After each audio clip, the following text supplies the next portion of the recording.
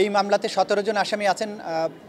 সাজাপ্রাপ্ত পলাতক আসামি শেখ হাসিনা সহ মোট 17 জন আসামি আছেন। তার মধ্যে আজকে 10 জন আদালতে উপস্থিত ছিলেন। আজকে আসামি পক্ষ থেকে একটা দরখাস্ত দেওয়া হয়েছিল যে তারা ভার্চুয়ালি হাজিরা দিতে চান। আদালত সেটা নামঞ্জুর করেছেন। আমরা যেটা লক্ষ্য করেছি আজকের এই শুনানিতে, আমরা প্রসিকিউশনের পক্ষ থেকে তাদের বিরুদ্ধে যে ফর্মাল অভিযোগ আমরা যেটা করেছি, এই আসামিদের অপরাধের সাথে সম্পৃক্ততা, বাংলাদেশে গুমের যে প্রেক্ষাপট, কিভাবে গুমকে রাজনৈতিক নিপীড়নের একটা হাতিয়ারে পরিণত করা হয়েছিল,